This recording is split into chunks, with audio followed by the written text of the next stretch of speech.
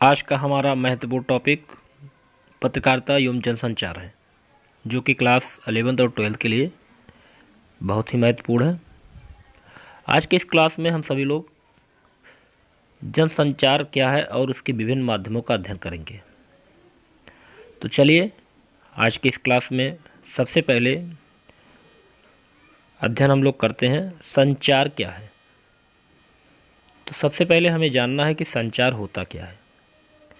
देखिए, संचार जो शब्द है उसकी व्युत्पत्ति हुई है चर धातु से, और जिसका अर्थ होता है चलना या एक स्थान से दूसरे स्थान पर पहुंचना।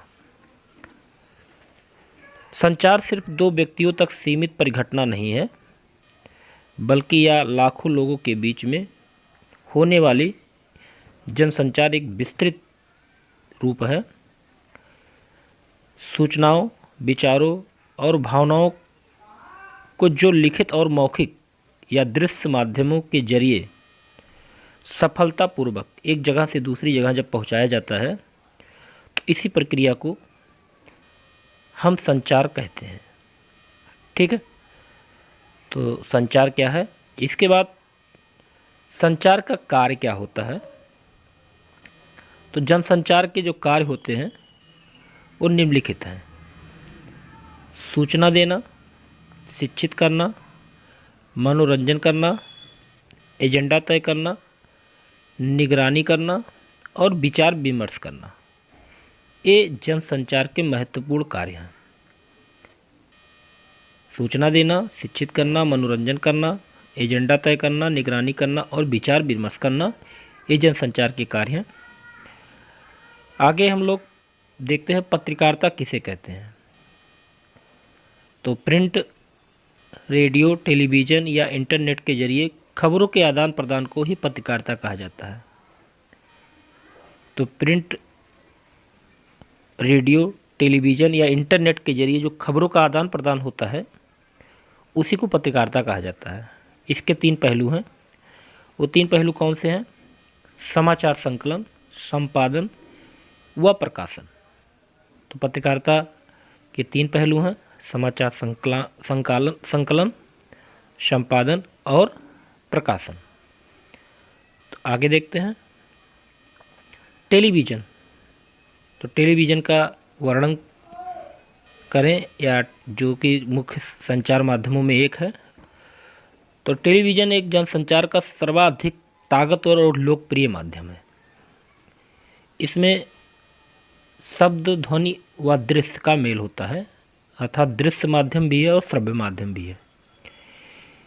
इसके कारण इसकी विश्वसनीयता और ही बढ़ जाती है। तो भारत में इसकी शुरुआत जो हुई थी 15 सितंबर 1959 को। तो भारत में टेलीविज़न की शुरुआत कब हुई थी? 15 सितंबर 1959 को। 1991 में खाड़ी युद्ध में दुनिया भर में युद्ध का सीधा प्रसारण किया गया था, और इसके बाद सीधे प्रसारण का महत्व बढ़ गया, और आज भारत में 400 से अधिक चैनल प्रसारित हो रहे हैं।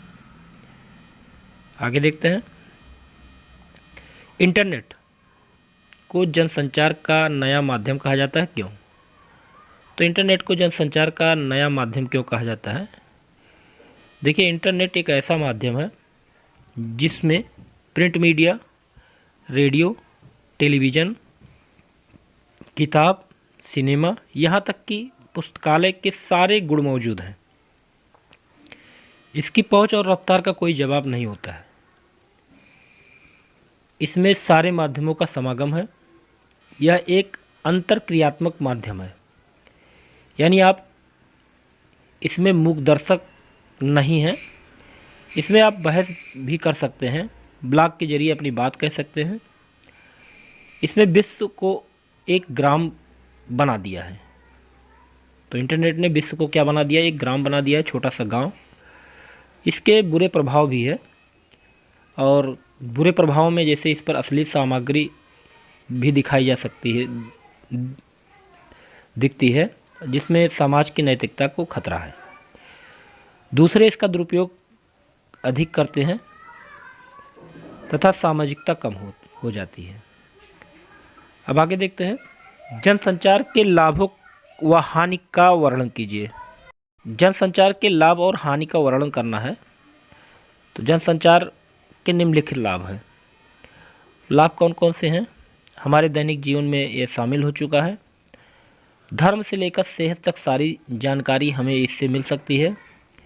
इसमें मानव जीवन सरल, सामर्थ्य और सक्रिय बना हुआ है और सूचनाओं व जानकारियों के कारण लोकतांत्रिक प्रक्रिया को मजबूती मिली है। सरकारी कामकाज पर निगरानी बढ़ी है। हानियाँ क्या क्या हैं? हानियाँ हैं, इसमें काल्पनिक जीवन को बढ़ावा दिया है। इससे पलायनवादी प्रवृत्ति बढ़ी है। समाज में अश्लीलता और असामाजिकता भी बढ़ी है। गलत मुद्दों को ज़बरदस्त प्रचार करने का एक जरिया सही ठहराया जाता है। आगे देखते हैं, समाचार के तत्व कौन से हैं। तो अगला टॉपिक जो हमें देखना है, समाचार के तत्व कौन से हैं। तो समाचार के निम्नलिखित तत्व होते हैं।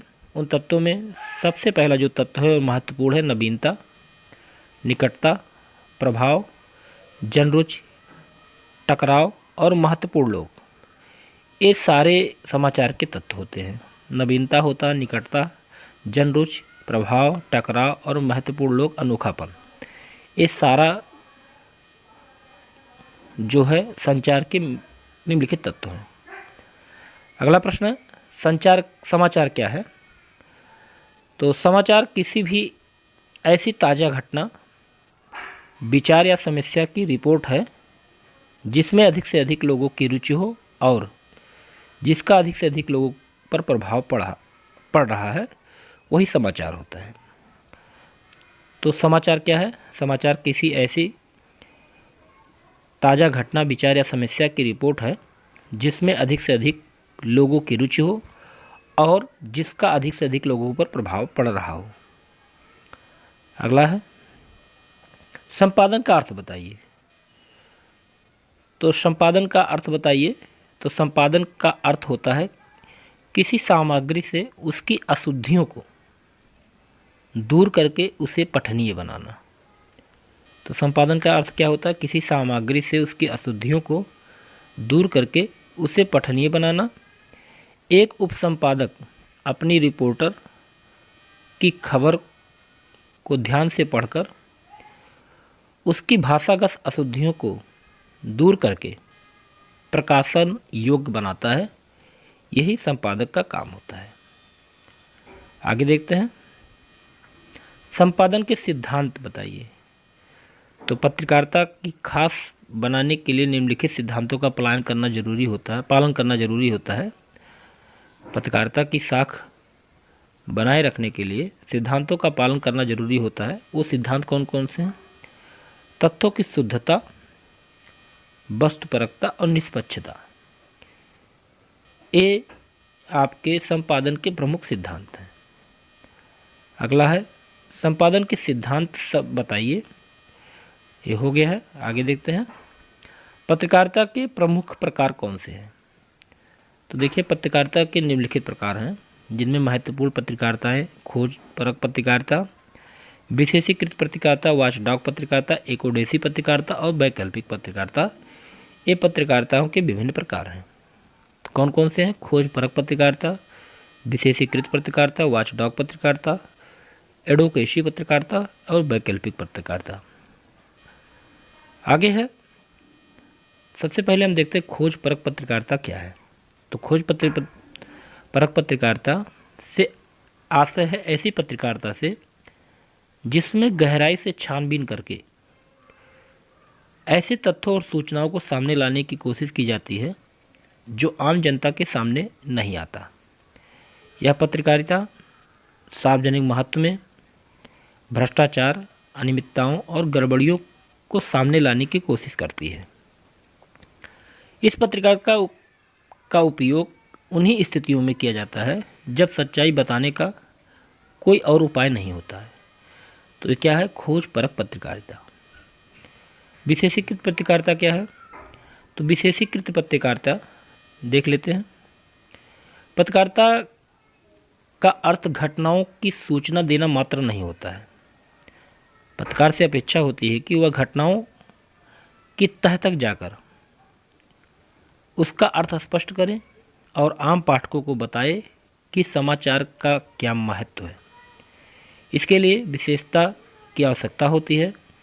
पत्रकारिता के हिसाब से विशेषता के 7 प्रमुख क्षेत्र हैं। इन 7 प्रमुख क्षेत्रों में इनमें संसदीय पत्रकारिता, न्यायालयीय पत्रकारिता, आर्थिक पत्रकारिता, खेल पत्रकारिता, विज्ञान और विकास पत्रकारिता, अपराध पत्रकारिता तथा फैशन और फिल्म पत्रकारिता शामिल है। इन क्षेत्रों के समाचार, उनकी व्याख्या, उन विषयों में विशेषता हासिल किए बिना देना कठिन होता है। चलिए आगे देखते हैं। वॉचडॉग पत्रकारिता देख लेते हैं कि वॉचडॉग पत्रकारिता क्या है। तो लोकतंत्र में पत्रकारिता और समाचार मीडिया का मुख्य उत्तरदायित्व सरकार के कामकाज की निगरानी करना या निगाह रखना, और कोई भी उसमें जब गड़बड़ी हो तो उसका पर्दाफाश करना। तो वॉचडॉग पत्रकारिता क्या है? लोकतंत्र में पत्रकारिता और समाचार मीडिया का मुख्य उत्तरदायित्व जो होता है सरकार के कामकाज पर निगाह रखना और कहीं भी कोई गड़बड़ी हो तो उसका पर्दाफाश करना। इसे परंपरागत रूप से वॉचडॉग पत्रकारिता कहा जाता है। इसका दूसरा छोर सरकारी सूत्रों पर आधारित पत्रकारिता होती है। समाचार मीडिया केवल वही समाचार देता है जो सरकार चाहती है और अपने आलोचनात्मक पक्ष का परित्याग कर देती है। आमतौर पर इन दो बिंदुओं के बीच तालमेल के जरिए ही समाचार मीडिया और इसके तहत काम करने वाले विभिन्न समाचार संगठनों की पत्रकारिता का निर्धारण होता है। आगे देखते हैं एडवोकेसी पत्रकारिता। अगला है एडवोकेसी पत्रकारिता।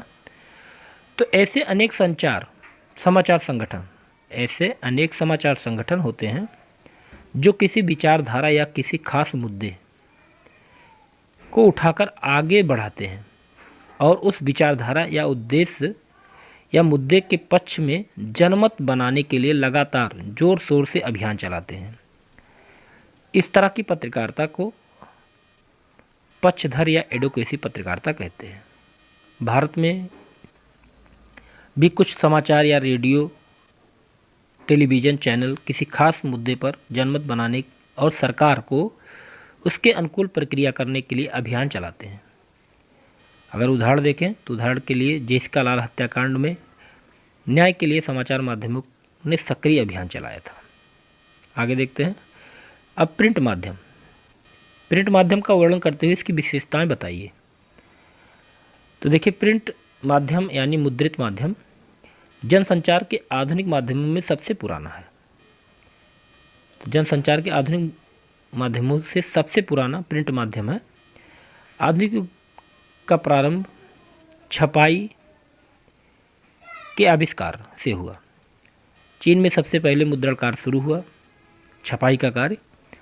परंतु आधुनिक छापे खाने का आविष्कार जो है जर्मनी के गुटेनबर्ग ने किया। तो आविष्कार किसने किया? जर्मनी के गुटेनबर्ग ने किया छापे खाने का। यूरोप में पुनर्जागरण रेनेसां की शुरुआत में छापे खाने की प्रमुख भूमिका थी। भारत में ईसाई मिशनरियों ने सन 1556 ईस्वी में गोवा में धार्मिक पुस्तक छापने के लिए इसको खोला। अब आगे देखते हैं। टीवी खबरों के विभिन्न चरण बताइए। तो टीवी खबरों के जो विभिन्न चरण होते हैं उनको पढ़ लेते हैं। तो किसी भी टीवी चैनल पर खबर देने का मूल आधार वही होता है जो प्रिंट या रेडियो पत्रकारिता के क्षेत्र में प्रचलित है, यानी सबसे पहले सूचना देना। टीवी में यह सूचनाएं कई चरणों से होकर दर्शकों के पास पहुंचती है। ये चरण कौन कौन से हैं? तो पहला जो चरण है फ्लैश या breaking news, dry anchor, phone in, anchor visual, anchor bite, live और एंकर पैकेज। आगे देखते हैं। भारत में इंटरनेट पत्रकारिता पर टिप्पणी करें। तो भारत में इंटरनेट पत्रकारिता की बात करते हैं। तो भारत में इंटरनेट पत्रकारिता का दूसरा दौर चल रहा है। भारत में सबसे पहला दौर जो था 1993 में से शुरू हुआ, जबकि दूसरा दौर 2003 से शुरू हुआ। पहले दौर में हमारे यहाँ भी इसका प्रयोग हुआ। .com का तूफान आया और बुलबुले की तरह फूट गया। अंततः वही टिके रहे जो मीडिया उद्योग में पहले से ही टिके हुए थे। आज पत्रकारिता की दृष्टि में Times of India, Hindustan Times, Indian Express, Hindu, Tribune, Statesman, Pioneer, NDTV, IBN, Zee News, Aaj Tak और आउटलुक की साइटें सबसे बेहतर मानी जाती हैं। इंडिया टुडे जैसी कुछ साइटें भुगतान के बाद भी देखी जा सकती हैं और इसकी साइटें नियमित अपडेट होती रहती हैं, जिनमें Hindu, times of India, outlook, Indian express, NDTV, आज तक और जी न्यूज प्रमुख रूप से दिखाई देते हैं। आगे देखते हैं, समाचार लेखन में ककार क्या होते हैं। 6 ककार कौन कौन से हैं उसके संबंध में आपको बताना है। तो किसी भी समाचार को लिखते समय 6 सवालों का जवाब देने की कोशिश की जाती है। वही 6 ककार होते हैं, जैसे क्या हुआ, किसके साथ हुआ, कहाँ हुआ, कब हुआ, कैसे और क्यों हुआ। तो यह क्या, किसके, कहाँ, कब, क्यों और कैसे को 6 ककारों के रूप में जाना जाता है।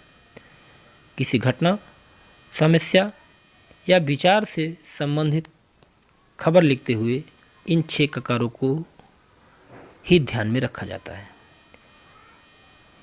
तो आज हम सभी लोगों ने पत्रकारिता के महत्वपूर्ण प्रश्नों का अध्ययन किए।